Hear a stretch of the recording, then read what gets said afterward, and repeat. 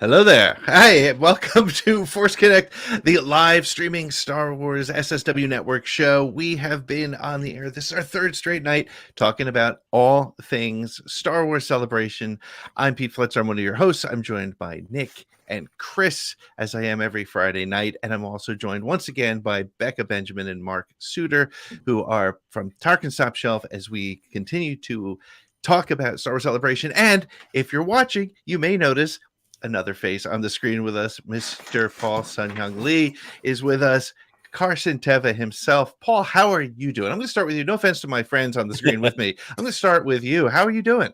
I'm doing great. Thanks. No, this is, it's great to be here. It's a last minute invite. I know, surprise. Here I am.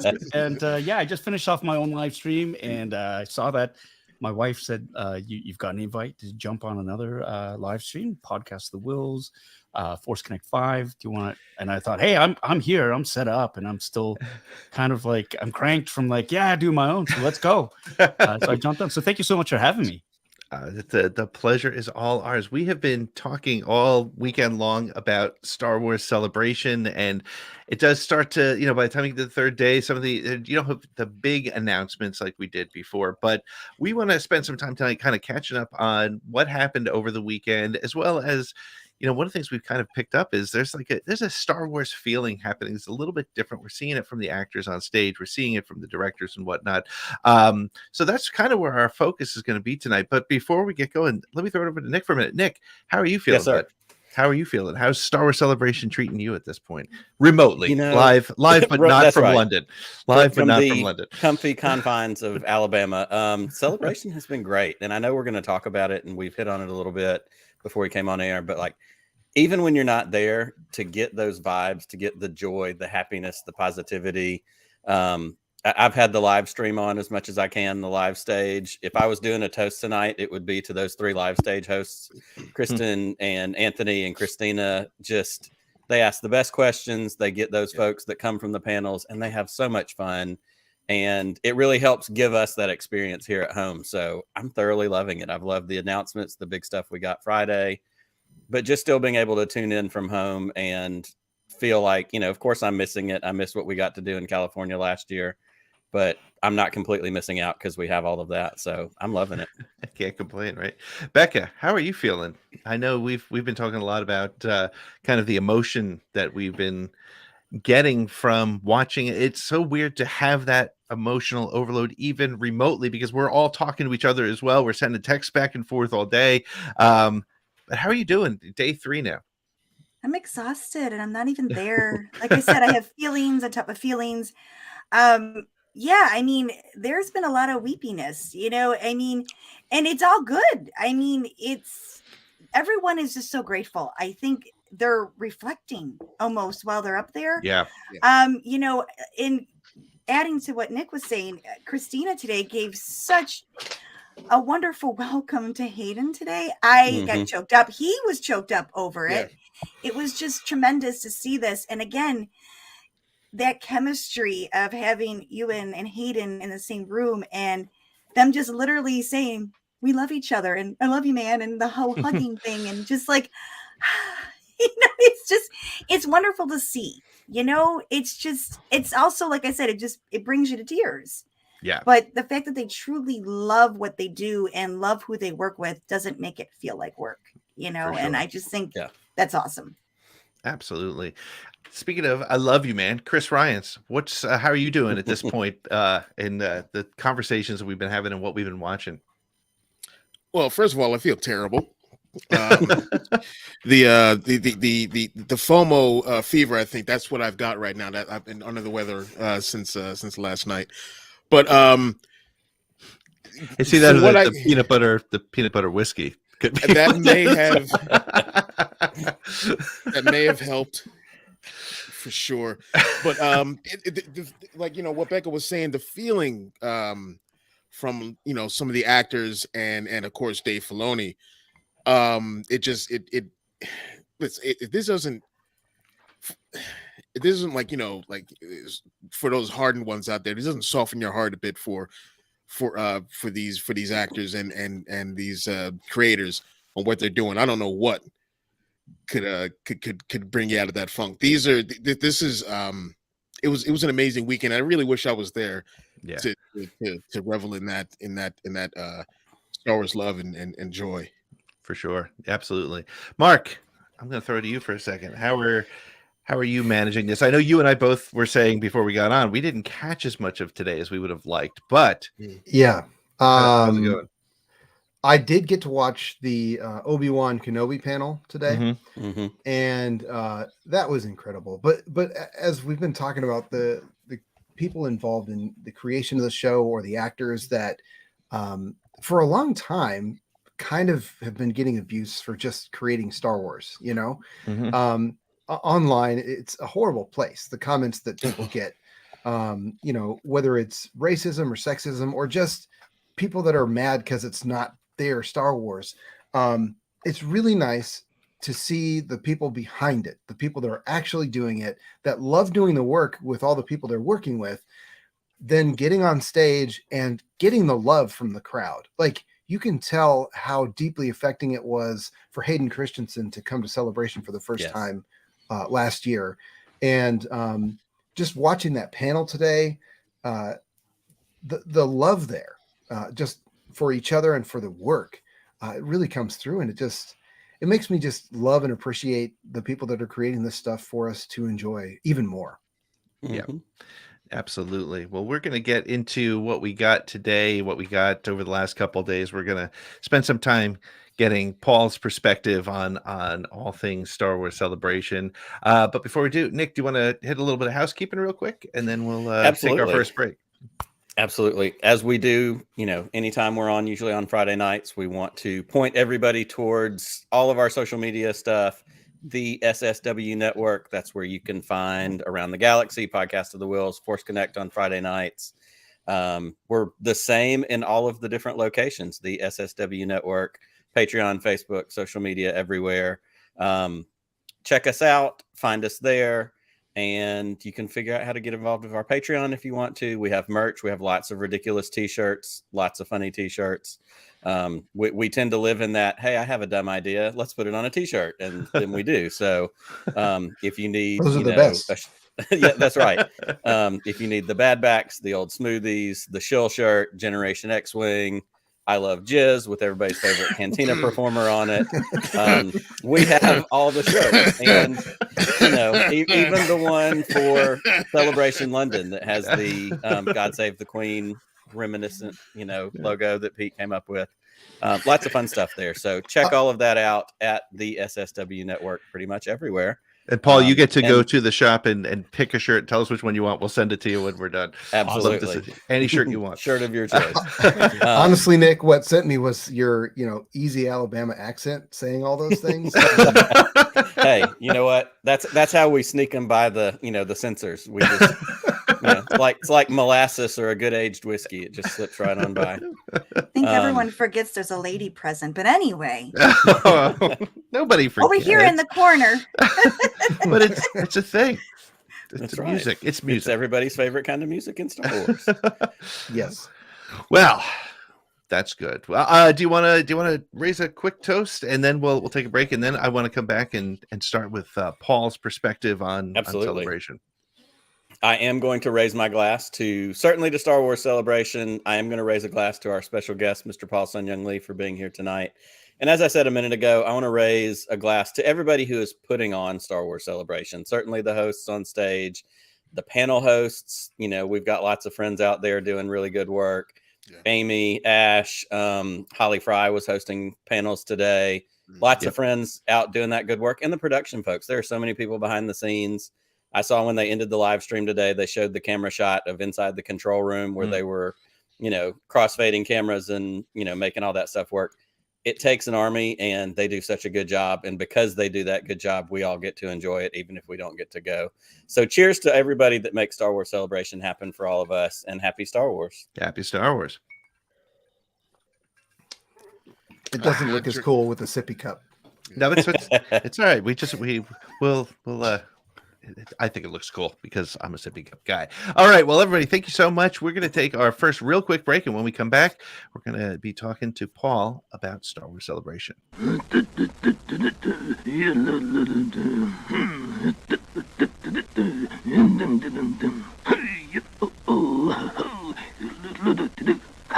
So Star Wars Celebration is finally coming up this week, so it's okay to let the Tuca cat out of the bag, as they say. Yeah, I'm so excited to announce that you can be on the lookout for Watto, a Star Wars story coming to theaters in 2025. So a lot of fans were complaining last week that Bo-Katan got to take off her helmet in front of all the other Mandalorians, and she didn't get in trouble, and that the rules don't make any sense. Hey! It's fake and in space. Lighten up, eh? We were watching The Mandalorian yesterday, and they said, "Oh, I saw Lizzo, and it pulled me right out of the show." You know what pulled me out of the show? Seeing a bunch of pit droids hanging around, having a drink. Get back to work. Oh, everybody's so excited about the movie announcements today at Star Wars Celebration. And hey, so am I. But I can't help but notice that they didn't announce my movie. I don't know why that was. I'm going to give Kathleen Kennedy a call real quick. Hey, I just caught the new episode of The Mandalorian Ragnarok today. Oh my goodness, I could not believe what I saw. And you know what? A lot of people loved it. A lot of people hated it. My opinion is, I thought it was... I'm a Toydarian.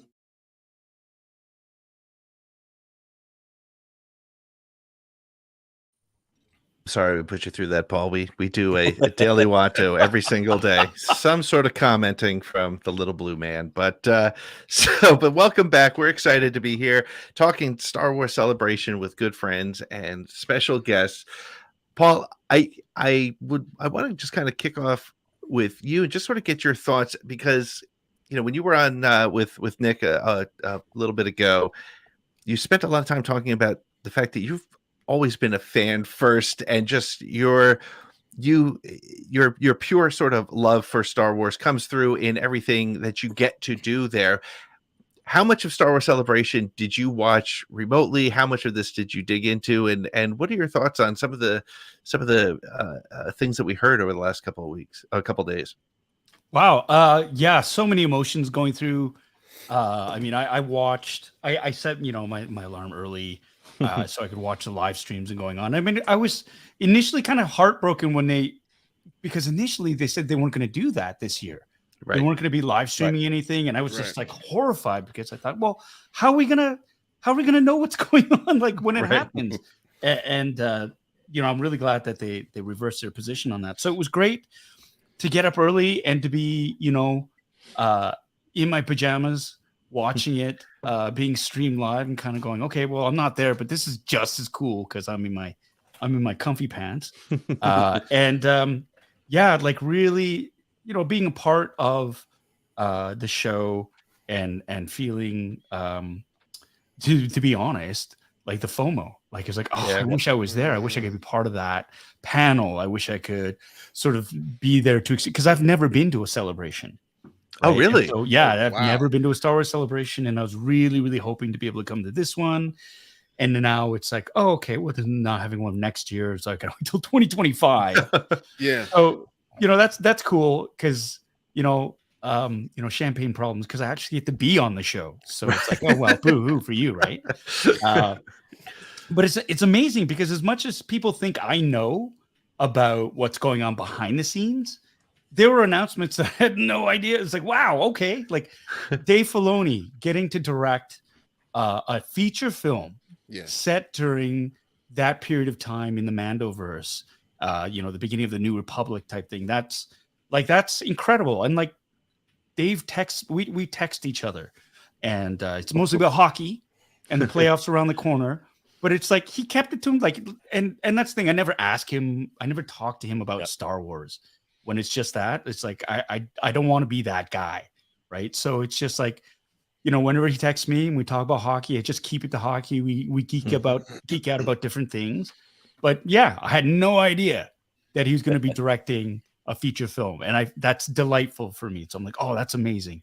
Ahsoka, the trailer being dropped was another great thing, because it's just like, oh my God, I've been waiting to see, because you hear so many rumors about it. The little snippets, and then finally get a first look at like a live action Harrison Dula, at a live action Sabine Wren, right? And then, of course, they had the secondary trailer with the extra footage where they reveal. I don't think it's a spoiler, right? Nope, it's been out there. Yep. Yeah, they reveal Grand Admiral Thrawn, Lars Mikkelsen, who lied to us, flat out lied and said, I am not in this, right?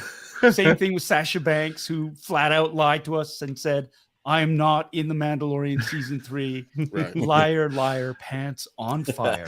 I get it, because it's like we've gotten to the point now where leaks are kingmakers and queenmakers, right? Like, and everybody's digging, and everybody wants to be the first to get that scoop and kind of ruin it for the rest of us. Right. I love being surprised. I love being delighted. Same. Like Watto was talking about Lizzo pulling people out. Like that was for me, like Jack Black, seeing him was like, oh my God, it's Jack Black. Right. And it's just like, okay, what's going on? And then like, is that Lizzo?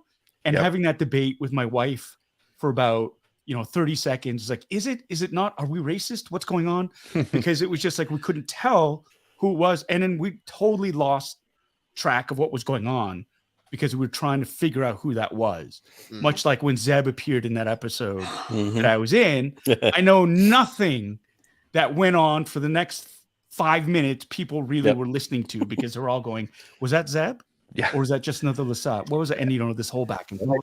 That was exactly me. My whole like the whole time I'm like, he didn't say his name, but it sounded like him. It looked like him, but it could have been the guy from. So and so did you have that debate, right? Yeah. Did you know on set, or was there just somebody wearing a green suit? There's a dude in a gray suit with mocap balls. That's awesome. Yeah, and it wasn't Steve Bloom. I know everybody says. Oh, yes, he did. That's right. I thought it was him. Yeah, he did do the voice, and he did do the maybe he did the face capture, but he wasn't in the suit.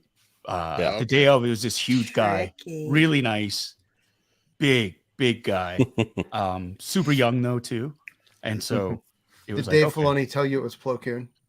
Yeah, I love that. Filoni was actually in the scene. He was at the bar. Yeah, no, and in the script it just says Lasat pilot. But that's cool. I mean, we all knew. And I was kind of like everybody else. As soon as he walked up, I just kind of zoned out and went into that world of like, wait, is it? And I'm thinking, and I actually got interrupted watching the episode and had to go to a staff meeting at work. And I texted Pete because all I had seen, I texted live action Lasat in all capital letters. And then he wrote back, he was like, it's Zeb, it's in the credits. And I'm like, I haven't gotten the credits yet. But it didn't matter at that point. Yeah. But those are the delightful surprises. Those are the things that I want as a fan. I don't want advanced knowledge of, oh, well, so-and-so is in it. Like we knew way back when Christopher Lloyd was going to be in it.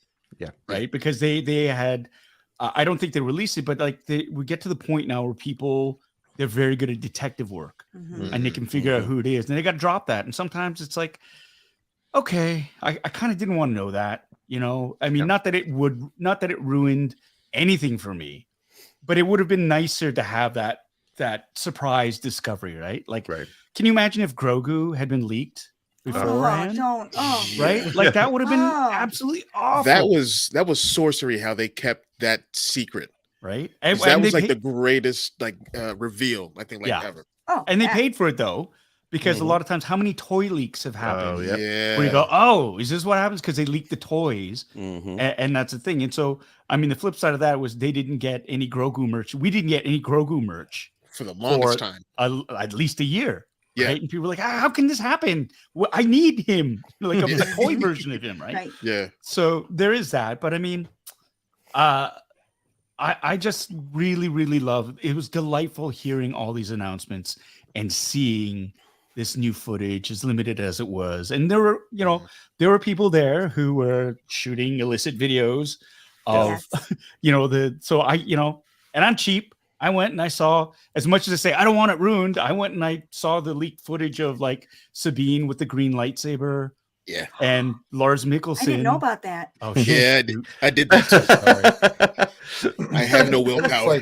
I've ruined it. It's like flung into the sun, and his camera was the white balance was a little. Yeah, I don't know what happened to my camera. There we go. I'm back. But yeah, speaking of hockey, I was wearing this last night during the live stream. Support. Of- Support. You and Dave. 'Cause Hey, they did well. They're still in it. They're still in it. 5-1. If the Islanders lose one, they're in. If they don't, though, if they win all three and they win all three, then Yeah. Who's your team, Paul? I am a Toronto Maple Leaf fan. Okay. Did we even have to ask? Well, I mean, I'm a Flyers fan since Oh. 1975, so it's almost as tough as being a Maple Leafs fan. At least Not quite. I'm sorry. Not that's quite. true. I know. The first round is about as far as it's happened. But, I'll let you know that the Leafs have not won a first round right. for 19 years. Yeah. My son was born. The last time they won a first round was when my son was born. And if they get knocked out of the first round this year, I'm going to sacrifice him because it's got to It's be like a him. Halley's Comet sort of thing, right? Like he was born, and then when he dies, That's the jinx. So yeah, I'm Right. just saying. Yeah. Just we saying. don't make the rules.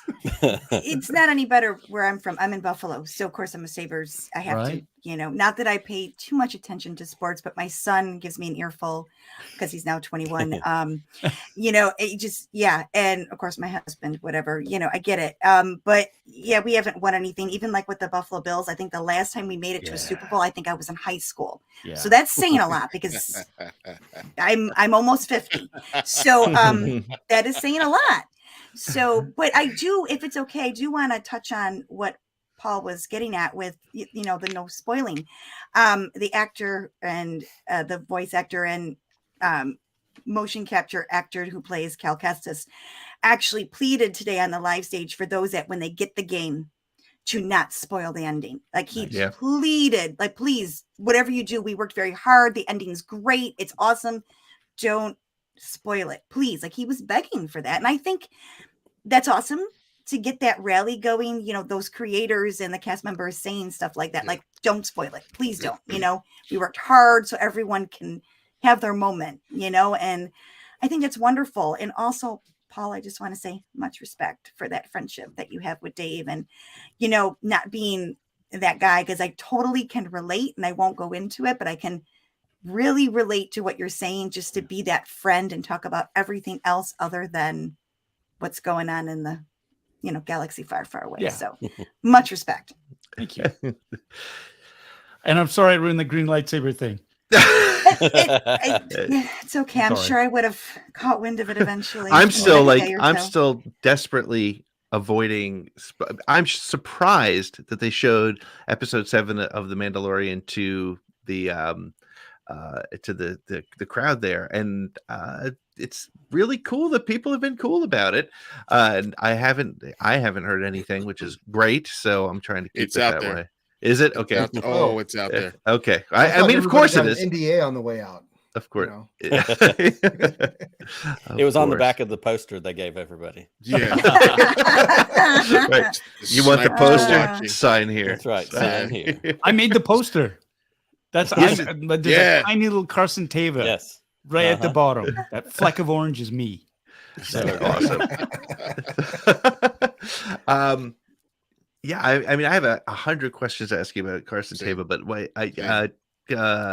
let's talk Celebration just a little bit more, and then we can jump into that. What of all the things that you saw, Paul? And I know that we asked everybody on our screen here over the last couple of days. What's the biggest surprise, and what's the thing that you're, as a fan, most excited about?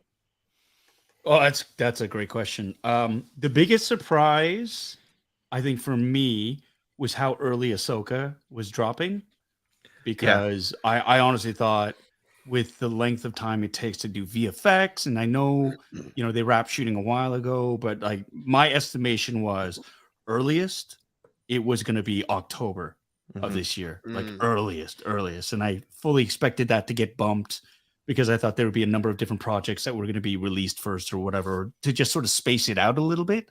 Yeah. So like to hear that it's dropping in August was for me delightful. I was like, oh my God, that's great. Absolutely. August. That's only a few months away. So that was awesome. Happy birthday to me.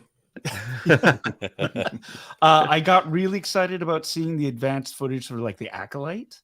Yeah. That was intriguing to me. I have to admit, I don't know the High Republic era that well, but it's like watching the cast members talk about it and watching Lena Headley, the show Leslie Headland.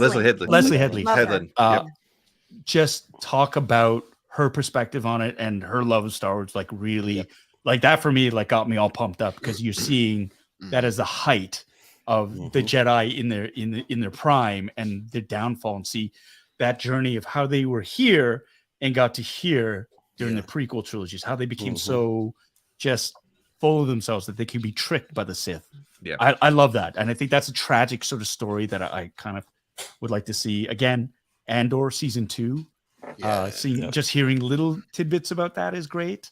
And the merch, like all the little reveals that are going on out there, the toys. I'm a huge Micro Galaxy Star Wars fan of the little ships, and they dropped so many fantastic looking toys.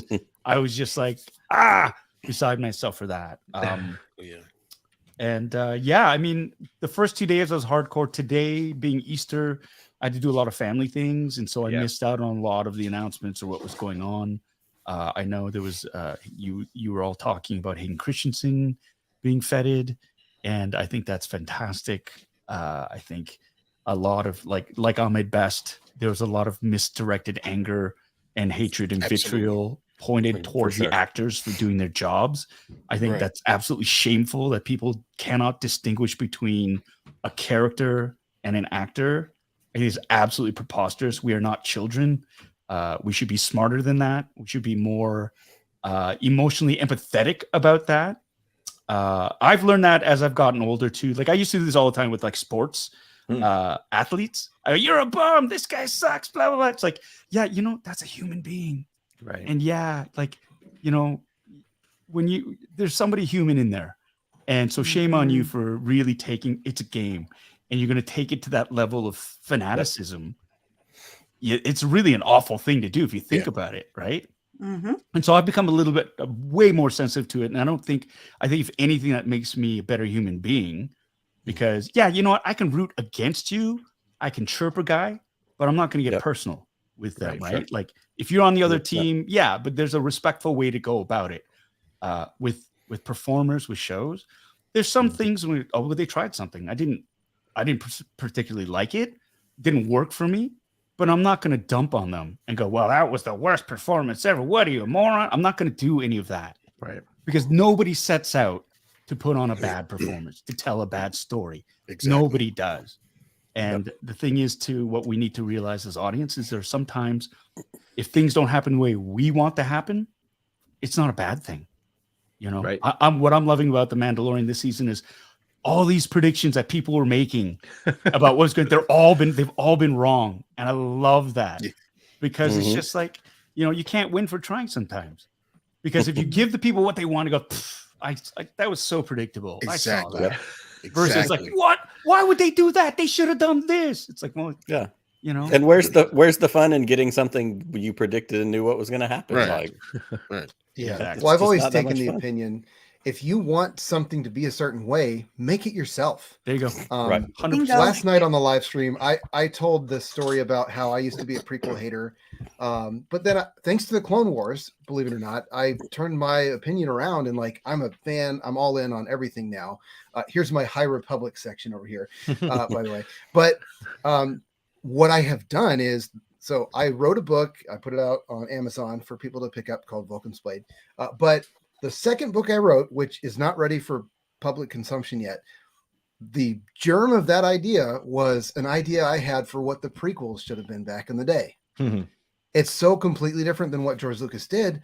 But I finally realized, wait, if I want to see my story writ large somewhere, I have to do it myself. Right, if I'm expecting somebody to do it for me, I'm always going to be disappointed. And absolutely. And then the art, the art and the work that goes into making art, there's so much. Just watch the credits of a film. All those people put all their effort into making the thing that you just watched.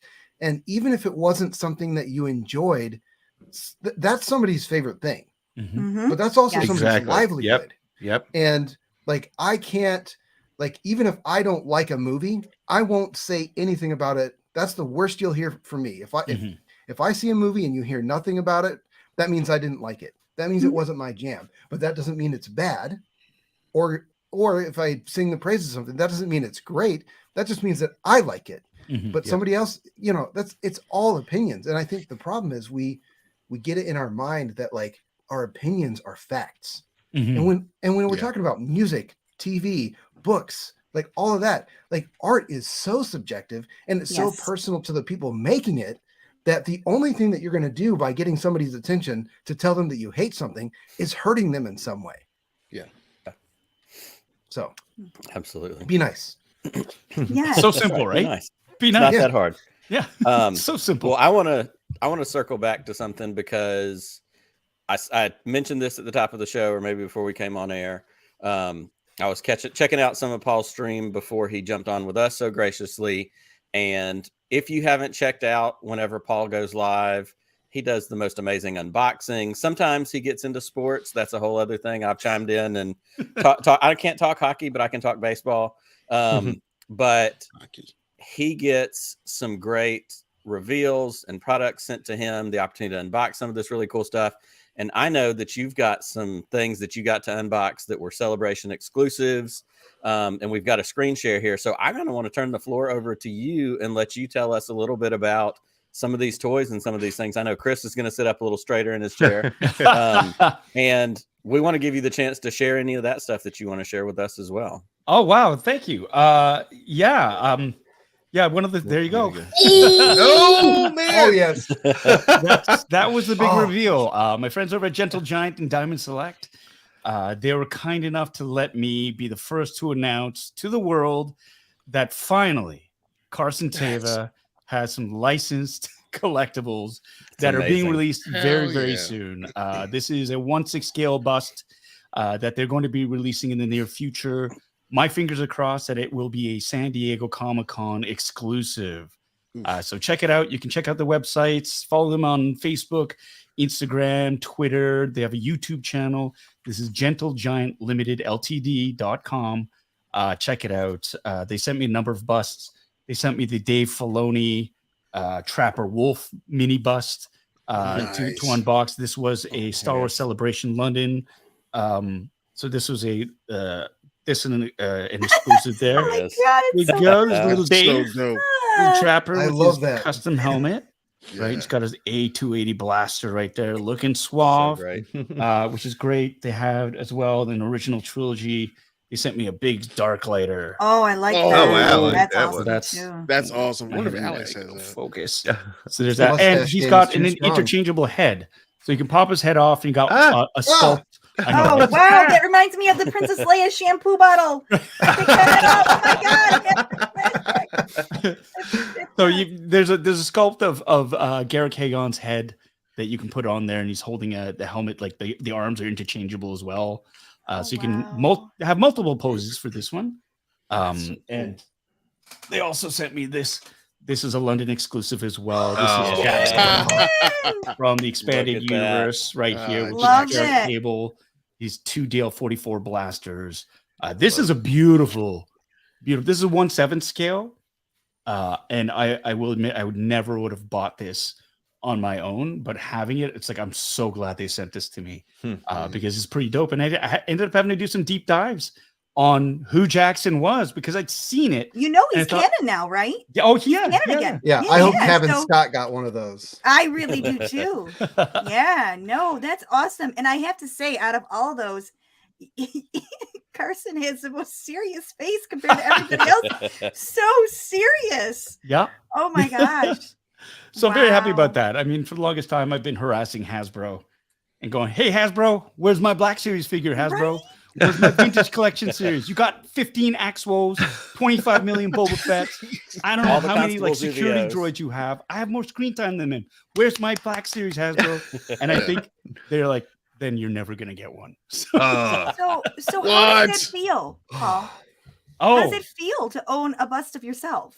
I mean, as your character, but it's still you. No, it's I have a number of fantastic fans who've sent me custom made 1/6 scale figures. the old sort of retro figures, like 5 points of articulation, some beautiful fan art. And that's all, like, for me, that absolutely blows me away that someone would invest the time and energy into creating like a character that I have the privilege of playing. And so that's like always so flattering. But to have an officially licensed, mass produced like likeness of yourself of a character you play, that feels like, Ma, I made it. You know, that is, as somebody who still collects toys, who plays with toys,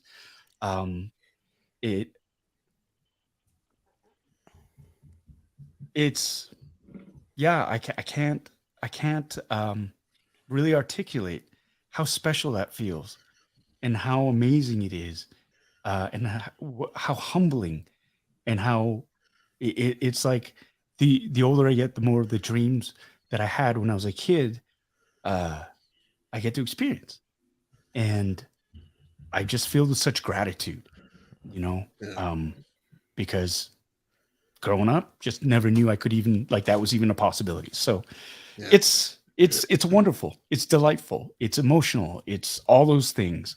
And I can't wait for it to come out so I can put Trapper Wolf and Carson Teva side by side, have them go off on little halvesies adventures.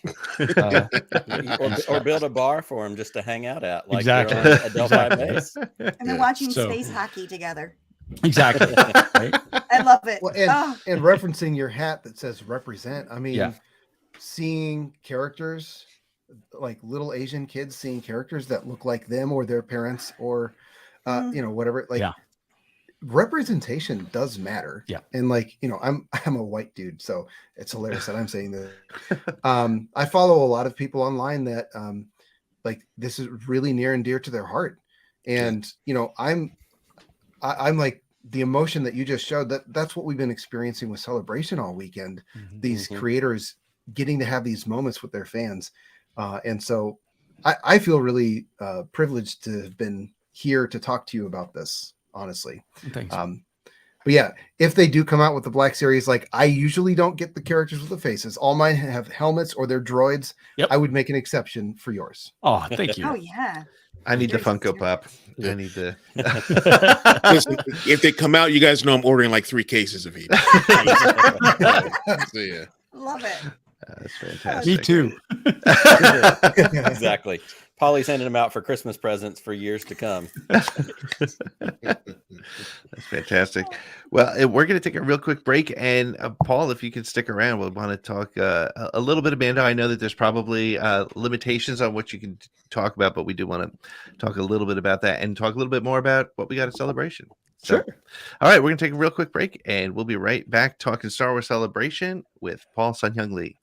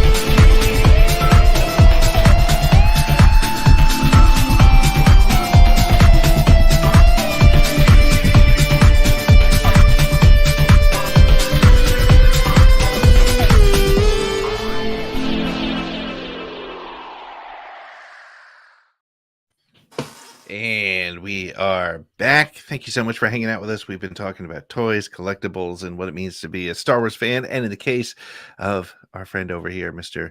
Paul Sun-Hyung Lee, what it means to be a Star Wars fan who's gotten into Star Wars, which is just so cool. And your story is so great. And I do have to say, it took me a while, but I just started watching Kim's Convenience on Netflix. It took me a while to get to it.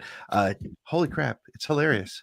It's so good. It's so good. So Yeah, I just felt the need. I wanted to let you know. So, I'm going to open it up to my partners around the table here, and just first of all, I'll just start by saying I have been every time Carson Teva reappears on screen, it's a little cheer moment, it's a little fist pump moment because it's.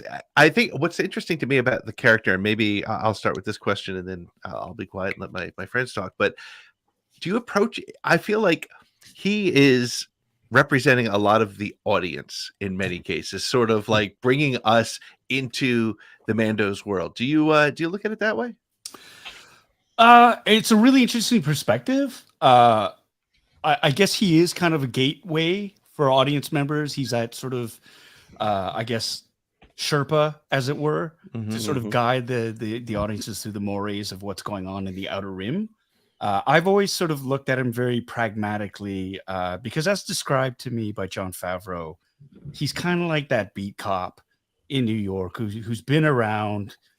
He's seen it before. He knows the relationships he has to foster with people to really get stuff done because he's usually on his own. He's undermanned. He's understaffed. So he knows he's got to count on really not on picking his battles, but also knowing and forming these relationships with the people in the communities that he's supposed to be servicing, right, and looking after. Right. And so I've really sort of looked at him as son of a really kind of grounded, experienced veteran who's just he knows if you go by the letter of the law, if you're like one of these new guys that has to be like rules and regulations, you're not going to get very far and you're not going to make many friends. And he's got the ability to kind of go because he's served through the rebellion. He knows which battles are more important to be fought and which ones he can see somebody's good side. Right. Even though if they've made some minor infractions, he knows enough, for example, to let Mando go. Because he said, well, this is what you've done and you should be in jail, but that's not what I'm going to do here. Right. So and that's how I've always sort of approached him as this world-weary kind of guy. And he's turned into, because he's, in season 2, when you first meet him, when he comes back in the second episode, he's talking about how he's noticing there's something going on. The Empire isn't gone. Yeah. And nobody's listening. Nobody's paying attention. And so he's trying to figure out who are his allies and get these communities to sort of work together, because the New Republic isn't going to send anybody out to solve this problem. And so in that true frontier sort of manner, it's like we all have to kind of help ourselves and work together here, right? And they expand upon that, tremendously in this season of The Mandalorian, right? Like the New Republic is just so overwhelmed with the sheer scale of what they're doing. And it's one thing to fight a rebellion against an empire. It's another thing to run a centralized government for the entire galaxy. Right. And, and again, it's that whole best of intentions, but the poorest of execution. And these systems, the Outer Rim, is being left behind because they are not a priority. And of course, it's very clear that they're laying, the groundwork is being laid for, we know where it's going. We know what happens to the New Republic in the sequel trilogies, right? And so it's really great how, Mark, you were talking about this, how the prequels, they didn't really stand very well on their own. And it's not till the Clone Wars came in and really shored up and filled in the holes and made those connections that it really brought the prequel trilogy. It's like, okay, now this all makes sense. But that's a retroactive sort of filling in the blanks. And that's the genius of Dave Filoni and George Lucas, is being able to go back and fix these plot holes and justify these actions, these jumps in character development from movie to movie through the animated series. It's brilliant. Right. And I kind of feel like that's what we're doing a little bit with the Mandoverse, at least from what as a fan and somebody from the inside just playing these scenes. It's like, we're filling in those blanks and we're really letting people know, well, this is how it got to this point, and making it as believable and as and for it to make sense. And I think everything that's been shown so far is like, and it's hard to watch. Right. It's so hard to watch. He's like, why don't they just, we know the First Order is coming. Listen to them. Right. And we know that doesn't happen, obviously, right? Because Right. this is we know what the end result is. So I think there's something very tragic but very fascinating about watching a society sort of crumble in that way. Right. Especially because, as you said, we know where it's going, Yeah. and so it's like and it adds a little bit of personal frustration as you're watching it. Like, oh, Yep. if only Tim Meadows had listened. Right. Right. Go Way ahead, to go, Becca. ladies, man. Hey, well, in his defense, Tim Meadows, my guy, he was so funny. He was so much fun to work with. Mm. And that scene took 2 days to shoot. And there was another actor in that scene, Katie O'Brien, who played Officer Yes. G68, So good. Elijah Kane. Hey, Mhm. Colonel Tuttle, he was going to cave in. He was going to allocate. He was going to give Yep. permission Mhm. for a Delphi squadron to go. And she came in and she did her thing. And she spoke bureaucrat ease to him. Yeah. And she whispered in his ear, oh, they haven't signed on. There are Oh, other that's planets too with higher bad. priority. You got to fill out these Yep. reports. And then he was like, yeah, that's too bad. Right. So Yep. I think that's a brilliance in terms of the writing and the performance, because I think Katie just crushed it with Yeah. that. Yes. Because by the end, I mean, I watched a bunch of reaction videos and everybody was screaming, get out of the office! Get out of the office! Everybody knew, right? So I thought it was Right. brilliant. So Yeah, touching on that, I really enjoyed that episode. She's like, you love her, but she's scary. Because I love the fact that you're the first. Carson is the first one to challenge all of this, because we haven't seen anyone else speak up. And you could see he's like, we're really not doing things the right way. We just basically slapped a new name on it. And that's which I love, because this ties into what Mark and I deal with, which is the literature end of things, because there's a book that's called Bloodline by Claudia Gray. It's fantastic. yeah. And it takes place about 6 years before The Force Awakens. And she's seen all this taking place with these two sides of politics, one that wants to still embrace the Imperial side and take the good from it and work it into the Republic, the new Republic, yada, yada, yada. And it breaks, and she sees it, and it's just awful for her. And she's the one who kind of rallies together these pilots, and the resistance is born. Yeah. And it's quite fascinating, because, watching what you did, where they're going with it, Mark and I are like thinking, this is the beginning. This is what's happening, and we see it. And Chuck Wendig actually planted those seeds in the Aftermath trilogy, which takes place like a year after the Battle of Endor and ends a year later, Battle of Jakku. So it's all lining up, and it makes you say, these creators, they're reading stuff. Because they're obviously reading stuff, because Cobb Vanth came from Chuck Wendig. Yeah. So it's just fabulous. And I just wanted to, really give a shout out, because, it's awesome to see the evolution of your character, because he is speaking out when he's challenging, and I think we need more of that, because that's the only way things are going to work and get rectified. So, he's going to need a crew. Just saying. Well, I'm just saying you should go to Jon Favreau and petition for work. No, that means a lot, but I don't think they want me. I would love nothing more.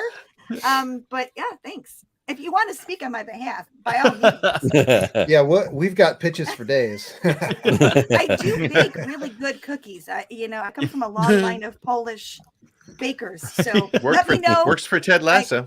No, hey, I'm more than willing to leave. So yes, yeah. I mean, it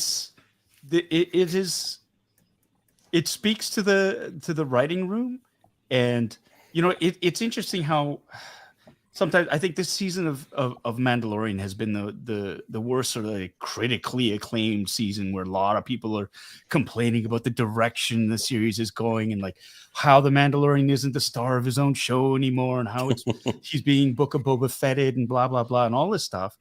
And I just kind of sit back and I scratch my head and I kind of go, have we lost all ability to like just be patient and wait for these Yep. storylines to play Yes. out? Like, do we not realize, like, have we forgotten that they are very economical in their storytelling, and usually stuff isn't superfluous. If they play it, there's a reason for it, and it'll tie together at some point. Maybe not today, maybe not tomorrow, but it'll tie in because these episodes are precious in terms of the length. They only have 8 episodes to tell this arc, right? And so it's funny because I remember for the first few 3 episodes, people were complaining about Coruscant, about this, about that. Why are they showing this? Why are we doing that? Blah, blah, blah. In episode 5, it tied it all together. Right. And it's like, you just honestly just be patient. Yeah. Right. Like, we don't need the answers right away. I know we'd like the answers right away.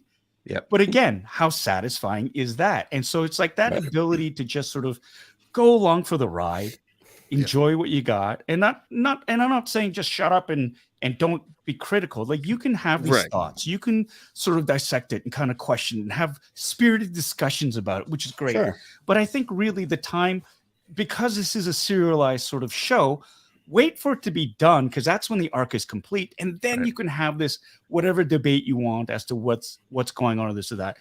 And yeah, I think getting back, Becca, as well, to the whole, you see the shift, like how it's going, the shift in direction, how the First Order and how the Resistance gets formed. Because I know when the Force Awakens started, like the Resistance, what happened to the Rebellion? Oh no, they're not the Rebellion, they're the New Republic. And so all these things, and again, like the prequels, they get filled in by the expanded universe, the novels, the comic books, the animation. That's the beautiful part of this galaxy building that they're doing. And like, what a time to be a Star Wars fan, to have all this content. Because you remember after Return of the Jedi, it was like, that was it. And then you got Timothy Zahn, Heir of the Empire, which was spectacular. And you got some other, but that was pretty much it. It was like a wasteland. No new toys. No, there you go. And so now it's like you can't swing a lightsaber around without hitting another story. And that's honestly it's beautiful, man. Right? Yeah. Look, you got to be able to just take the win. Take the win and stop, because I tell you, and I've seen this in other shows, if people complain enough or they make it hard enough, after a certain point, creators kind of go, well, why are we doing this? We just get shit on. Sorry, can I swear? Sure. We just get dumped on all the time. It's like, so why? Why would I go through this? And like, seriously, again, they're human beings behind this. And if you hurt somebody enough with that kind of vitriol, like as strong as we want to be, we all have a breaking point. And there comes a certain point we kind of go, this isn't worth it anymore. And you get some wonderful, creative, passionate people who just turn their backs and go, I'm out, and just want to leave. That is the worst thing a fandom can do to anybody. Yes. They did it to Jake Lloyd. They did it to Hayden Christensen. They did it to Ahmed Best. And shame on the fans who did that. Shame on them for doing that. I wouldn't even call them fans. These toxic people who felt so offended that these people did their job. Shame on them. Now they're getting the love back as they deserve. And I think really, this is why I think we talk about that emotion coming back. So we realize, oh my God, they were children. They were so young when they did this too, right? Like, everybody was young.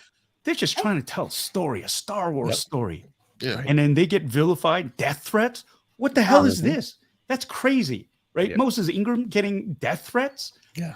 That's That made me insane. so mad. It's That just made me so so mad. the point of stupidity. But you know, this is the thing, and I think the emotion comes from the fact that if you're a fan of something, you want to grow it, you want to share it, you want to be a gatekeeper, you want to spread that and get as many people on board, and you don't do that by cutting the legs off of the creators of this because they didn't do what I wanted them to do. You know, it's insane. So I'm sorry, I get off my soapbox right now. No, That's but right. you know, No, always the bugs me. answer. Mine. We agree. You're in good company. it's a regular theme here on the show. I mean, we talk a lot about how there's never a wasted frame from a Dave Filoni story, right? Everything happens. Everything pays off. You want to be patient. You want to, because it's always good. It always It's like pays off. It's like if you put a puzzle together and halfway through you start complaining it doesn't look right. Like maybe we finish the puzzle before we actually complain about how it looks. What are we doing here? You know, and we've gotten that in every show. And I think your point too, Paul, is really great that we heard, you know, with the Kenobi show coming back and at Celebration last year with them being on the stage, part of the reason that Ewan and Hayden were willing to come back and do that was because we finally got past the part where the people were crapping on the prequels and giving them such a hard, like the love. Ewan said it from the stage. He said, you know, for a while there wasn't interest. He said, but eventually he said the outcry and the pouring from the fans got louder than the detractors and the people that just wanted to complain. And that was when they said, yeah, I want to do this. And so to see Hayden on the live stage this morning with Christina before he left, first of all, she's she said, gotten a lot of hate too, just for existing. Oh yeah, absolutely. Christina And when got she said, you know, what's your favorite part about being at Celebration? She about didn't finish the question before he pointed to the audience and said, it's this right here. It's the people, it's the fans. Yeah. And being able to let them feel that love, which they deserve, is, you know, it's exactly it. And you're right. Like, why would somebody want to keep going if you're constantly getting dumped on and if you're constantly getting, you know, banged on? So we're so thankful that, you know, we do get these and we get you as a voice of the fans, you know, in the show itself. I mean, it's incredible. Thank you. Yeah. And shouldn't we want fans being the ones making the content that we want? Absolutely. I mean, and that's the other thing.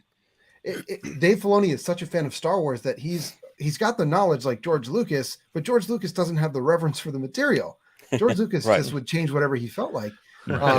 And then as far as like people talking about filler episodes, like, oh no, as soon as TV shows stop being 26 episodes a season, like that's not a thing anymore. Right. Like if you have 8 to 10 episodes on a streaming platform, you are not wasting a minute of that. And then just briefly, like about characters, like you talked about Moses Ingram, like Reva is supposed to be a character you don't like. And it's like, there are characters that occasionally pop up that if they're played well, you won't like them because they're ruining the protagonist's day. You know, you've got Kai Wynn on Star Trek Deep Space Nine. I hated her as a character. Louise Fletcher, wonderful woman. Couldn't love her more, but the character, and it was that was the Bajoran, right? Yeah. Yes. And then talking about Elia Kane in The Mandalorian now, like we are not supposed to like her because she is ruining things, but that's because she is playing it so well. So like, don't mix the actor and the performance with the person. And I think that's what the fans tend to do. And like Reva was such a compelling villain in Obi-Wan Kenobi because like she was kind of a loose cannon and she was really angry and she was like, just, you never knew what she was going to do, how she was going to play a scene. And I don't think we're used to seeing such great performances. Like that was something elevated. And I think a lot of people they didn't like what she was as a character. And that translated into hate for the actor. They didn't like what she was as as what brand of human she was. That's what they didn't like about her. A lot of fans. It was, you know, like we can't exist in Star Wars without getting hate. You know, I'm talking about black people. You know, that's true. So you know that's always a factor. And I'm sorry, I'm coming off angry, but that's always the case with whenever, like when she came on, I was like, oh no. That was my first thought was, oh no, she's black and a woman. Oh, it's that's just going to be nothing but trouble. And lo and behold, you know, death threats and all that kind of stuff, and that's so unfortunate. If I can get off, you know, we can talk about the negative part of Star Wars for a minute, stuff like that. Paul, I wanted to show you something because I feel where you're coming from when you talked about your minibus that you got. And Gentle Giant Studios did me a solid 20 years ago at Star Wars Celebration 2. And oh wow, that's young Jedi me from yeah. But I did want to ask, you know, what your thoughts were on the New Republic, but you had already kind of covered that. So my third question is, what's Carl Weathers like, man? Yep. I knew this was where Chris was going. Unequivocally love that man. He is okay. I'll give you some context. I'm Canadian. I live in Toronto. I'm based out of Toronto. I got, hit up to play Carson Teva. Didn't have to audition for the role. Jon Favreau, Dave Filoni, they offered it to the part to me. And a lot of that was due to the fact that I was in Kim's Convenience. Dave's wife, Anne, said, you got to watch his show. He loved it. And I'm also friends with Deborah Chow. She's from Oakville. We worked together 27 years ago at the Factory Theater. And then, she was on board for Mandalorian season 1. Anyway, so she made the introduction. I got a set visit to visit, season 1 of them shooting. And I saw Grogu first time before anything even happened. Kept that secret. Almost died. Holding that in. And 6 months later, I get this call and they say, oh, they want you to, like, what's your availability to do Star Wars? And I was like, what? So I get cast. I'm down there and Carl Weathers is directing the first show I've ever shot in the United States. I've done shows up in Canada, but I've never worked in the US. And here I am, my first show on American soil in Los Angeles. It's a Star Wars television show. Yeah, and Carl Weathers is directing it. And I was a bit nervous. Yeah. And I remember the first time I met him was it was at lunch. And they had just broken for lunch. He was sitting at a table all by himself eating. And I was in costume. I had my Rebel flight suit on and a big cloak to hide it because we were shooting outdoors. And I had my tray of food. And I saw him sitting there by himself. And I thought, this is ridiculous. He's going to be directing me. We're in the same scene together. I'm going to have lunch with him. I'm going to go up and I'm going to be ballsy. And I'm going to say, hey, can I join you? So I did. I went up and said, hello. Do you mind if I join you? And he's directing the episode, and I really, hindsight being 2020, I should have just left him alone. So he's obviously thinking about work, and he looks up at me, he's chewing his food, and he's looking at me, and I thought at that moment, I've made a horrible mistake. I should have but I'm standing there like an idiot, and he kicks the chair out from under the table. He kicks it out for me to sit on, and it's like, oh, that's so baller. Kick that, and I'm like, oh, this is gonna be awesome. And I go to sit down just as I'm on the apex of dropping, he says, just as long as you don't expect a conversation. And I was like, oh, shit. But I'm committed. So I'm like, there's that slight microsecond pause. And then you just sort of sit down. And I thought, I'm just going to eat my food. Not going to say a word to him. Going to chew with my mouth closed. I'm going to get out as soon as possible. And he's staring at me like while we're eating. I'm like, oh God, he's looking at me. And I can't talk to him because he says, don't talk to him. And I'm like, what do I do? What do I do? And he's all like, where are you from? And I'm like, Canada. I'm Canadian from Toronto, Canada. I'm Canadian. And he says, no, where are your people from? South. My parents are Korean, South Korean. It's like, oh, it's like, you look like a friend of mine. It's like, oh yeah. It's like, do you know Pat Morita? Like, yes, I do. It's like, yeah, it's his eyes. You have very kind eyes. I thought, oh wow, thank you. And that was kind of it, right? And then we had to shoot the scene together. He's directing me, and he didn't know. I realized, oh no, sorry. Then he said, whose friend are you? Whose friend are you? And I was like, oh, I get it. Because he didn't cast me, right? I'm just this guy that showed up. So he doesn't know if I'm an actor. He doesn't know my abilities. He doesn't know any of that stuff. So he's like, oh, whose friend are you to get on to Who got you this job? Yeah, who got you this job, right? And so I was like, I guess Dave Filoni. It's like, So we go to shoot the scene. And again, he doesn't know who I am. And we shoot the scene. And, it's like we go through variation after variation. I'm getting redirects from him, from Favreau, who's show running. And it's like all these notes. And at the end of the day, it's just like we got all this stuff. And I guess he was happy with what I did because, I didn't suck.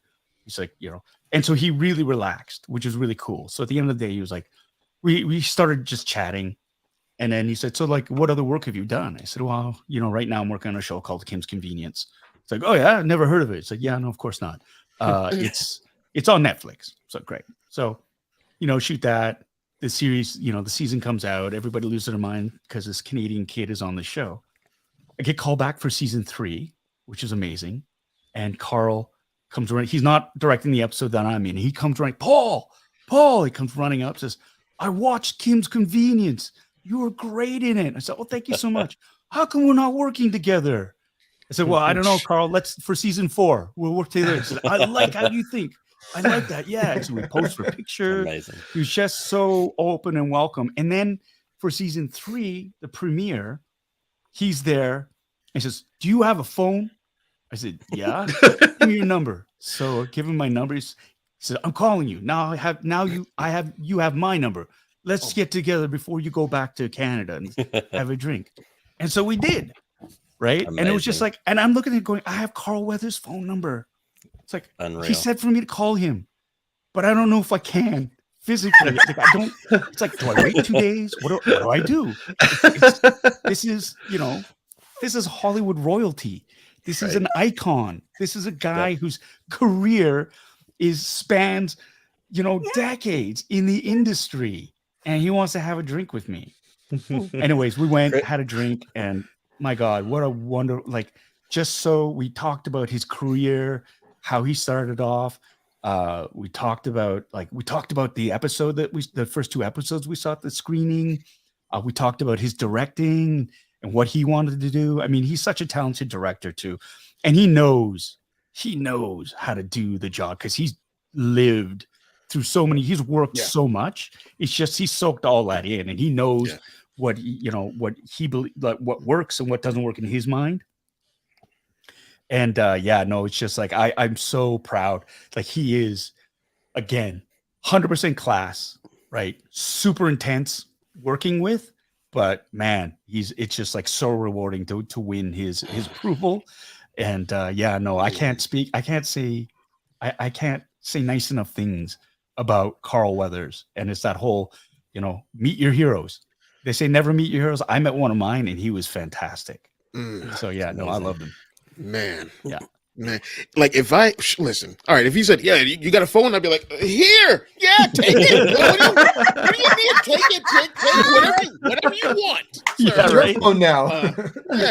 I would probably just open my phone and just look at his number, just look at it in my contacts like every day, just good 5 minutes, just Carl Weathers. That guy is my hero. He texted me after the episode dropped, and said the nicest things. He said, great work. And I was like, oh my God, you just made my month, man. Like, come on. That's amazing. Oh, that's amazing. Absolutely amazing. It's amazing. You're living my life, brother. Oh. I'm getting a lot of that from a lot of fans, and and I know, but it's incredible because I know the life that what I'm getting to do that's rarefied air. Like, as a super nerd and a fan, and to be able to do this, I love sharing these stories. So people want to live vicariously through me. Like, I never get sick of talking about this because I know people are like, "What's it like?" And I'm happy. I'm happy to share the experiences with them because it's just like, I'm living the dream. Yeah, man. But what I love is you're one of us, and I just because that's exactly how any one of us would react. So it's just like, this is awesome. It just affirms that, this is what we've been talking about. This is why we're feeling the feelings of celebration, is because everyone that's a part of this galaxy is a fan. Yeah. Yep. At the core. And that's what makes it beautiful. And just thank you. Thank you. Seriously. Absolutely. Well, and I want to follow up on that because when you were on with me a couple of years ago for Potathon, we had such an amazing, and that was something that poured through it. And you told that Carl Weathers story, which I love. It's even better the second time because you get the follow up. You get the follow up to now where he recognizes you and all that.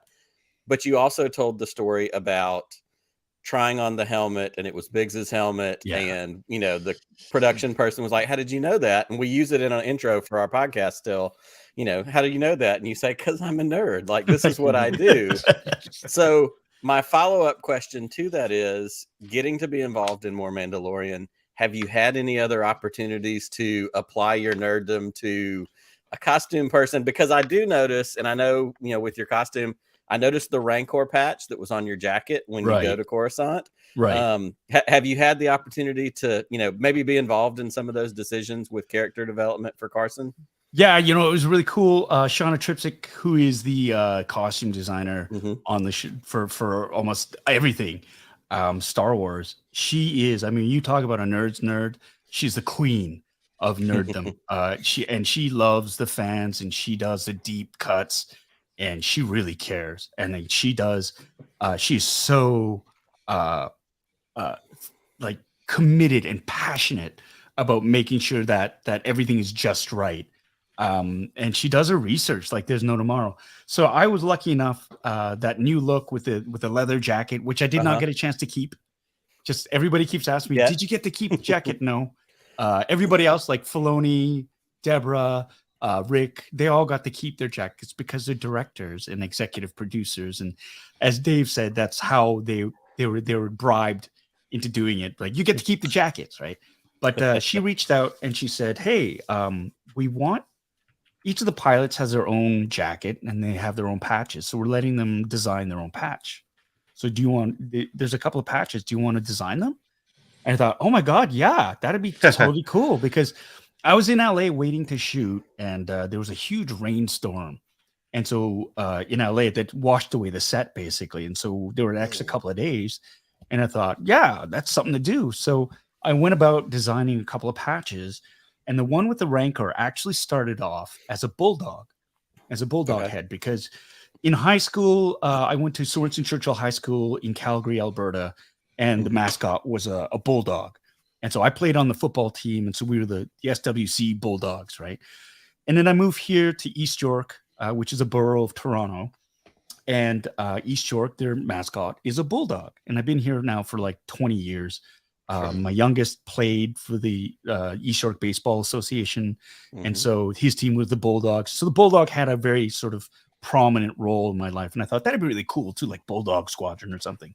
So I did it up, and I got a bunch of notes saying there are no Bulldogs in space. And I thought, okay. And then Shauna said, why don't you turn it to Rancor? I went, that's cool. Yeah, they're kind of jowly and stuff. So I submitted another design, but it was a silhouette of a Rancor's body. Now, I don't know if you remember this, but Rancors have tails, and the tail sticks between the legs sometimes. And at the right angle, especially with the silhouette, it doesn't look like a tail. It looks like a big dong. And so it's like, okay, that's not going to work. It's like, oh, right, okay. So I had another design where it was just like, well, maybe it's the Rancor's claw. And then she said, well, just do the head. And I went, okay. So I did the patch that you see where it's all the silhouettes, the red eyes, and it's like the reverse shadows. And she went, that's great. That's great. We'll keep that nice and simple. It's like, okay. Because that was a note I kept getting back from Dave, was it's too Earth-like. It's too this, like, keep it simple. And, they showed me like the crest, the ghost crest that Hera has, or like the Mandalorian crest and stuff. Like, just keep that design simple. And then the other one, which is of two birds, the red and the blue one, circling each other. That's an homage to South Korea, where my parents. I was going to say, I picked that up. Yep. That's awesome. And red and it's circling. And then in Arabesh, there's the E and a Y, which stands for East York, where I live. Okay. And so that's Very cool. There could be the origins of those. Yeah. So I thought it was really, just one of those little Easter eggs that you would really have to. I honestly didn't think people were going to pick up on it that fast, but like that Rancor patch has really, really gotten I saw on people's Twitter attention. when that screenshot came up, there were lots of people replying the same thing that I wanted to reply, which was, is this Rancor Squadron? Like, what are we doing? Like, where is it? What are we heading with? But yeah, and we're those kind of nerds too. We're looking at that stuff. Partially because we're going, can I get one of those? Where did those come from? Right. Exactly.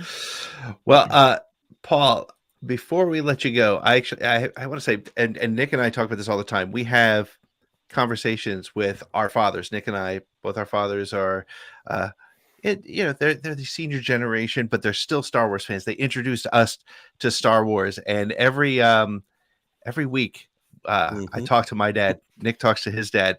My dad tuned into the show tonight and saw that his favorite character is on the screen with us. He talks about how much he loves you. So he's got a question for you. If you don't mind, can I bring him in and ask his question? Hold on a second. Absolutely. Here he is, Mr. Fletcher, my dad. Let's see if the mic works. Let's hope it all works. Paul, good to meet you, There he man. is. Nice to meet you. I'm well, thank you. Hey, listen, before I ask my question, I have to tell you, I have lived your fantasy 4 different times. Oh. I'm old enough to have seen the Maple Leafs lift the Stanley Cup 4 different seasons. He came to rub it in. No, I came to bring this. And to tell you that we haven't forgiven your Maple Leafs for 1978 yet, which you took us out of the quarterfinals that year, and I feel a little better now that I vented against the Maple Leafs. Now, my question is this. As you were growing up watching the 3 original Star Wars movies, was there one character that you particularly latched onto that you liked in those 3 series? Yeah, Han Solo. Like right away, Han Solo. Just because it's funny because you would have thought it would have been Luke, but just Han Solo for me as a kid, sort of growing up, he was that guy on the outside, kind of on the fringes, right? And as a Asian kid growing up, I always kind of felt like I was on the outside with my own set of rules, had to play fast and dirty. There are dudes who were after me, like Greedo, just because, just because of the color of my skin type thing, right? So that always kind of resonated with me because, looking back at it, it's like that's it. He was this guy that really had to sort of prove himself and really was, when you see him, he's a rogue, right? Like he owes people money. He's not very responsible, and his character arc comes full circle, and he becomes like a leader of the rebellion. And for me, I really like that because the possibility was there. With Luke, there was no question. He's gonna be the hero. He's this, he's that, and he sort of rises up and becomes that hero. But he's always sort of tagged as that. Whereas Han was always somebody who was just like, I don't know if we can trust this guy. Like he just murdered that Rhodian dude, Greedo. And let's be frank, he shot first. So that's what I saw as a 5-year-old, impressionable 5-year-old kid. Was like, oh, he just gunned this guy down. Cool. And so to see him go from being kind of self-centered and to grow like, and he had that humor about him, right? Like that whole, when he's chasing the stormtroopers down the hallway, the corridors of the Death Star. And just because he just freaks them out and does something completely unexpected. And then they turn the corner and they realize, oh my God, why are we running from this dude? And they turn around and start shooting back. That cowardly run as he comes down, like that epitomizes for me the charm of Han Solo, right? That and his abilities to fight, fly the Falcon, and the love story with Leia in Empire Strikes Back, and like him, being frozen and having to rescue him. Like that for me, I really, really sort of, that character arc I loved as a kid. So wow, that's great. I have to tell you, I think the reason I like Carson Teva so much is he always looks like he's got the weight of the world on his shoulders every time you see him. The whole universe is going to cave in if he doesn't achieve what he's got to do. And anyone who's ever been a parent can understand that feeling. Yeah. And I think that's what I like best about Carson Teva. That and the uniform. The uniform brings everyone back to the original trilogy, at least brings me back anyway. Absolutely. Yeah. And Randy, last week, I think they debuted Paul's poster for the Carson Teva poster. And I put out a post and I said on Twitter, and I said, what was it? I think I have it up. I said, I like this, but it looks like Carson Teva is looking at me with his judgment eyebrows. And because he just, I love that. I love that look. Now, that's awesome. Like he's looking at everyone like an ex-Imperial. It's fantastic. But as he should. Yeah. Right. Yeah. That's fantastic. Right. Well, thanks for the opportunity for being able to ask you that question. That was awesome. It's an absolute pleasure. Thanks so much. And I hope the Islanders make it into the playoffs. You know what? Seriously. But if the Islanders make it, then the Penguins won't. I hope the Islanders make it Oh, into the well, playoffs. they both still can, but Florida has to cooperate with us. And guess who the That's Leafs true. play next? They play the Panthers. They're playing That's the Panthers. right. So hopefully we can help out both teams there. Yeah, go Leafs. And you know what? Seriously, I think that if your Leafs had our goaltender, you guys could go really deep into the playoffs. Yeah. Yeah, I think Soroka may be the number 1 or 2 goalie in the league, and I'm not just saying that as an Islander fan. Oh, yes, I am. Awesome. Well, thank you, caller. It was good to see you today at dinner as well, and I'll talk to you soon. Likewise. In fact, we're still eating the leftovers tonight for snacks. Excellent. All right. Thanks, Dad. See you soon. Bye, Randy. Thank you. So that was great. Thank you very much, Paul. And I'm not even kidding. When we talk, he's like, in fact, he pointed out to me that you were the very first Podathon guest. He's like, was it so? Because you had the time in the morning and you kicked off the very first one. So it's really great to hear from you. So, Paul, you have been very, very generous with your time, and I absolutely appreciate all the time, as do all my colleagues here on the screen. There's the Burger King crowd. Paul, where can people follow you, keep up with you? I'm sure most people know how to, but in case they don't. You can follow me on Instagram at Angry Appa. I'm most active on that for some reason on Instagram, and I have the most followers on that. So you'll find me there. Twitter at Bitter Asian Dude is my Twitter handle. It's all positivity. I'm usually replying to a lot of tweets with gifs of Appa from Kim's Convenience on there. That's my shtick, and people seem to really like that. So there's there. I have a Facebook fan page, Paul Sun-Hyung Lee on Facebook. And of course, my YouTube channel, Bitter Asian Dude Inc., where I have my main show, which is Funboxing Sundays. Sundays at 7 p.m. Eastern, where I unbox a geeky collectible. I do a half-ass review, and we chat. So it's a lot of fun. Fantastic. Well, I speak for all my colleagues here on the screen who can also speak as well. But thank you so much for your time, and we will see you hopefully on the stage at Celebration in 25. Because we're all going to be there, as long as it's in the U.S. For certain. And I'll throw it out there. I think we're all hoping that Dave Filoni feature film has Carson Teva flying his X-wing around it as well. So, but thank you so much, Paul. We'll see you again soon. Okay, thanks everyone. May the force be with you. You too. Such a treat. Such an amazing treat. Way to go, Nick. Nick with the last minute booking. What's with not preparing us, dude? Hey, I'm telling you. It was great. Don't get me wrong. I'm not complaining, but I'm glad I did not have time to prepare. It was a total shot in the dark. He shouted me out in his video. I was watching his live while I was doing some cleaning my back porch, and I just had a moment that clicked, and I sent him a message. I said, hey, man, because we've played tag before on other shows, other kind of stuff, and he's always, he's had a conflict.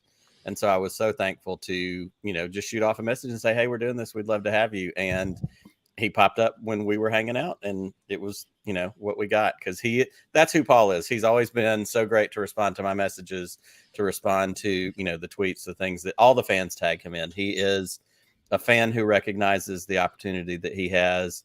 And I couldn't be more thankful to have him in our fan space and to be a representative for all of us. So he's the best. Absolutely. And I'll dovetail that into thanking Becca and Mark for joining us over the weekend, talking about all things Star Wars Celebration. There's still so much to talk about. But I think we're at a point where tomorrow the big announcement's going to be where it's going to be. Why don't we go around real quick? Where is Celebration 25 going to be? I'll start with you, Mark. What do you think? I'm going to predict Anaheim. Okay. I think that's probably the most likely, but it could be Orlando. I doubt, even though it would be nice for me, I doubt we'll see it in like Chicago again. Yeah. Because that's driving distance. It's faster than flying for where I am at. So yeah, I think either Anaheim or Orlando, probably Anaheim. That's cool. But so we're gonna put you down for Anaheim, because if we're all gonna get together in the next celebration and do it with a drink. So Becca, what do you think? Orlando or Chicago? Yep. And I say Chicago because George Lucas is going to be opening his museum soon. And I think that would be a fantastic tie-in to Okay. do that alongside of Celebration. But otherwise, I think Orlando seems to be the next spot. They tend to rotate Yep. with the states, and being that Orlando has its own Disney and Galaxy's Edge there as well, they can do the whole Star Wars night thing, tie that in, make some more revenue. It's all about revenue at the end of the day. It's all about revenue. Yeah. So we're going to put Mark down for Anaheim. We're going to put you down for Orlando. Chris, what are we going to put you down? I know we both want Philly, but I don't. Yeah, I was about to say, just for laziness sake and money, I'm going to say Philadelphia. Like, make it like right next door to my house. That'd be fantastic. I'd be okay with that. But I would say not bad. Philly, but yeah, but I would say probably Orlando or Anaheim is where it'll be, and I'll be there regardless. Well, we'll pick one because whoever loses has to buy a drink. So what do you think? Oh, crap. All right, I'm going to say Orlando. Orlando, okay. Nick, what do you got? I want Orlando for the same reasons. It's driving distance and it makes sense with the parks and some of that kind of stuff. I do think Andy has a good point. If Florida doesn't, get its Disney act together, it might not be Florida anytime soon. Right, yeah. Yeah. I forgot about Florida. So if change it my can't be answer? Orlando, I'd be good with Chicago. I'm from Illinois. I have family in Illinois. It'd be a great, excuse to get back. But if I'm having to pick one, I think I'm going to have to say I'm going to pick Anaheim. All right. I'm going to go with Orlando. Go on record. I'm going on record to saying Orlando. I think Okay. either Florida will have burned down by then, or they'll get their shit together in 2 years. So I think it'll be in Orlando. I think it makes sense. I think they're going to want to fill that park for this time around for Celebration, and I do like the Chicago idea. I think it's going back to Orlando. So I want it to be Orlando. It would be great for you, right? Just a nice. Yes. Yeah, my first drive. choice would be Chicago. My second choice would be Orlando. Yeah. But I don't know. I'm leaning towards Anaheim at this point. All right, I'm going to bookmark this particular video, and then wherever it is, and the five of us get together, the losers buying drinks. So I'll just let my husband put on his credit card. So why don't we do this as we wrap up? Why don't we go around one last time and say what your favorite event, your favorite moment from Star Wars Celebration 2023 has been? Fair. It's not fair. I know there's too much. So since it's not fair, I'm going to start with Mark because I'm not going to be fair to Mark for some reason. I don't know why. No offense. I've got three older brothers. He's used to this. Alan and Ryder from Idiot's Array. Right. I mean, But they got I get gauze this all the time. Yeah, Ryder threatens to bring gauze because he knows I hate it. He's a dentist. How terrible are you? So I'm used to it. I don't know. My single favorite moment. That's a very difficult one, but I'm gonna go with just seeing like Hayden Christensen and Ewan McGregor today being so complimentary of their work in the scene that Hayden picked. That was just a wonderful moment. Like they were just so giddy to be there and to watch that scene and to know all the history that went into it, and the care and the love that Deborah Chow brought to it, and how it just all the emotions of the past 20 years or whatever between filming Revenge of the Sith and then sort of just bubbled up. And so that moment was great. Oh, and Vivian Lyra Blair is savage. She's just wonderful. She really embodies that Leia spirit. So yeah, that Obi-Wan Kenobi panel was probably my favorite. Awesome. Chris, what was your highlight from besides waking up to just this avalanche on Friday of just Acolyte is so good, and it's just everything just hit me all at once. I would say anything that had me, Carl Weathers and Giancarlo Esposito. Anytime I get to hear those guys talk, I'm zoned in. Past that, just the absolute the emotions that were coming from Hayden and Dave Filoni especially. I'd love to see these guys get their flowers because I know they catch a lot of stuff online. Yeah. But I'm glad that Star Wars Celebration is a thing where when people go, they forget all about the negativity. Yep. that's like on Twitter or YouTube or whatnot with some of these goofballs that doing their their Phantom Menace YouTube channels and whatnot. So like I love that feeling with them, and that's like my favorite parts of all this for sure. Awesome. Nick, what about you? What was that standout moment? It tears at me a little bit, not to say the new Indy trailer, just because of how much I love Indiana Jones. But I have to go with the Ahsoka trailer because I love Rebels in a way that fans of my age and generation may not typically. I say that all the time.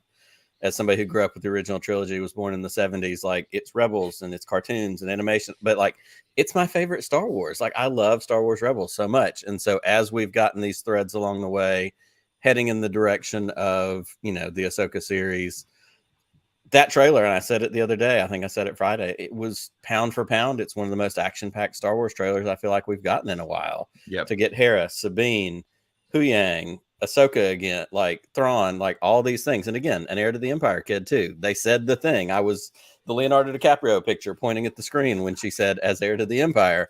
It just, it lit me up, and it kind of was the perfect, like Chris said, to wake up to something like that on Friday, and then the hits just kept coming after that. So for me, it's the Ahsoka trailer and the excitement for that show. Awesome. And before I bring in Becca on it, I'll give mine because I know Becca's got a couple, and because her and I have gone back and forth on our phones over the last couple of days, I'm going to give her she's the only one of the five of us that gets to have more than one. But my favorite moment, and there was a billion, hey, we didn't forget there's a lady on the screen with us. See, we're being polite, we're being good. My favorite moment, because there was a billion great things that we learned, a billion great things we saw and heard, but my favorite 15 seconds was Ashley and D. Bradley Baker when Ashley does her Ahsoka, I technically outrank you, and D gives his Rex, experience outweighs everything, and and it was funny because I showed my son that clip because he had never seen what D looks like. And he saw Ashley because he was with us at Celebration last year. And Ashley, I think about it. Last year at Celebration, Ashley was out on the floor doing Ahsoka moments with people on a stage and a bunch of little kids, and people didn't even pay attention. She was just there. So he knew who she was. But when he saw D. Bradley Baker, he was like, he sounds just like Rex. I'm like, he's all of them. And he was like, yeah, he sounds like all of them. But that moment to me, because Clone Wars has gone from, I don't watch that, it's kids stuff, sort of like, what Mark was saying, how Clone Wars kind of changed Star Wars for me, brought it back for me without even realizing it. It was because it was through my son. And to watch and realize that those guys have had so much fun and continue to have fun and just love each other meant so much. And just to watch that little clip, and that, if I could have been at any panel in person this year, that would have been it just for that moment. But that's mine. So I'll turn it over to Becca. Let's hear what you got. Well, to sum it up, because everyone's has their favorite moment, and everything was very emotional, every single one of your moments, a lot of feelings, So to bring that all together, I think that was a total experience, and that's the word, I think, is feeling feelings, this entire celebration. We get it, first thing with Dave, just, breaking down literally, really expressing how grateful he is to where he's come from to where he is. We get it today with Hayden and Ewan, and even Ewan and Vivian. There's a connection there, and it's adorable. I absolutely love that they bonded so well together. There's a friendship there now, like genuinely. And on top of that, seeing how much everyone is embracing all of this, like we said, with Hayden on Macbeth, it was a huge win to see Daisy come back into the fold. Yes. Okay. She again is headlining a movie. She is going to do this. She's going to be a master Jedi. She has to be, because there's nobody else around, right? Yep. And we also get the great drop of Ahsoka in a phenomenal live action trailer. This is the Padawan that nobody wanted. The fandom was like, and look at us now. We're all embracing this. It's awesome. And then we get Vernestra Rowe. I mean, we're winning on all mediums of Star Wars. Absolutely. If you think about it, And it's just great because it's being embraced, it's being loved. Everyone is passionate and has a feeling about it.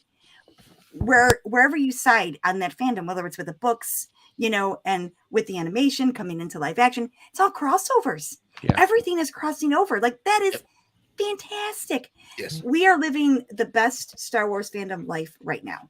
That's all I got. Sure. That's where I'm at. Yep. Excellent. Well, guys, we have made the executive decision that that 3 out of 4 nights is as much as we're going to do, unless something major comes out tomorrow. Really? Then we'll Really? So Yeah, you're like gonna, if Nick asked Dave like the Filoni to come comics? on and he agrees. Yeah, it's not. I may have to surprise you again. It's not going to be hard to get us back on, but we I'm saying this because I can't guarantee it, but comics are tomorrow, Chris. So we do want to make sure that we give Bad Batch comics panels its due. tomorrow. Isn't Yeah, it? and Bad I know Batch. you guys love giving attention to the comics. Comics. Dark Horse stuff was released today. Jackson.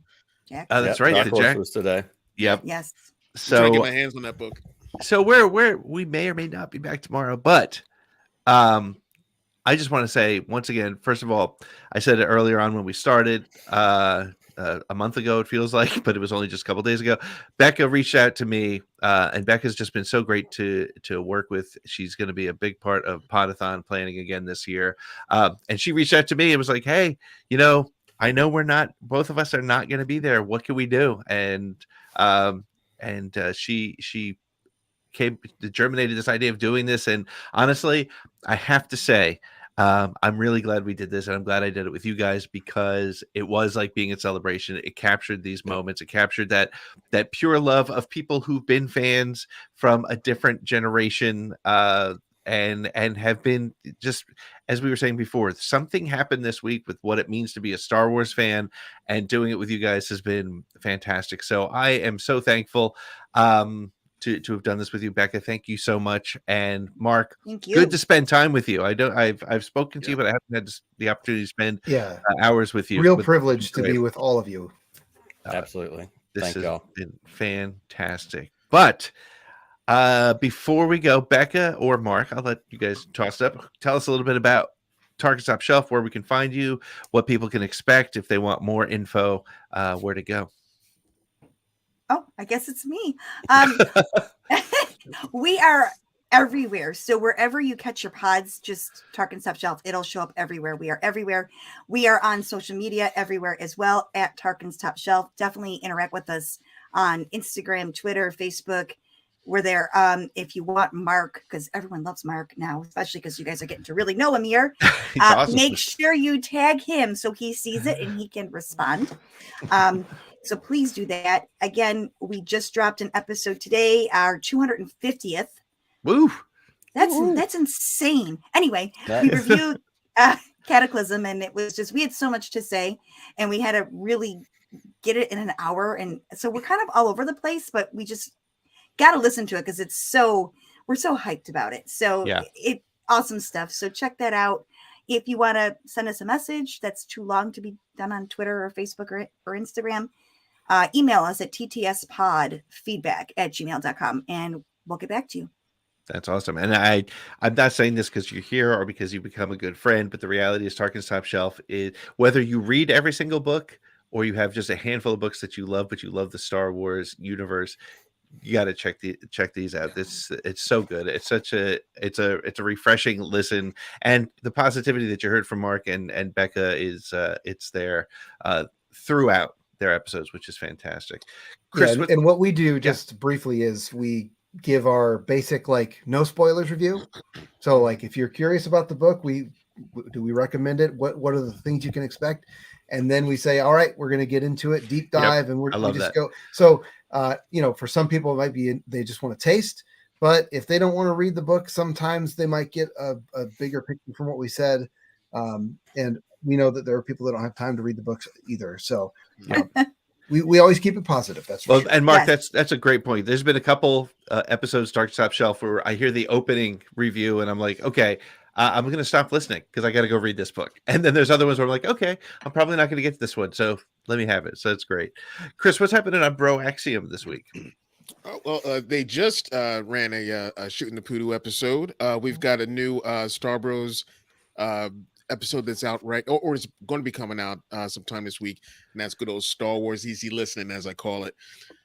This week we have 4 comic books coming out, so they're going to be 4 quick shot Star Wars comic preview shows are going to be out for that. Dan and Roke are going to have BX Gaming, and I forgot what they're playing. I think they're playing either Dead Space or God of War, one of the two, I think. So they'll be doing that. Yeah, it's going to be it's a good week. It's a good week for Star Wars content for sure. Absolutely. Well, Nick, we don't have it Around the Galaxy coming up this week, but we do have. You can pick up these episodes in audio form. We're going to put these together for distribution throughout the week. I want to thank Paul Sun-Hyung Lee for surprising us all. For those of you, like a little look behind the camera, Nick and Mark and Becca and I were just talking and just getting ready to start the show. Here's what we're going to talk about. We're going to do this. And then this little Paul Sun-Hyung Lee shows up on the screen. And I was like, did Nick just put up a screen grab or something? And then there he was. So it was so generous of his time to join us. He's become a fan favorite. He is a fan himself. And it was just so great to have him. So but everybody, thank you for hanging out with us, talking Star Wars Celebration. It has made Celebration come to life for us on the screen, and it has been great to hear from all of you in the chats and taking your calls. So thank you. Nick, may the Force be with you. Always. Just one more round, friend, then homeward bound, friend. Don't forget me in your dreams. Just one more song, friend, and then so long, friend. The nights get shorter, it seems. Just one more rhyme, friend. Yes, it's a crime, friend. But you know time, friend. Time can fly. So it's good night, friend. Good night, but not goodbye.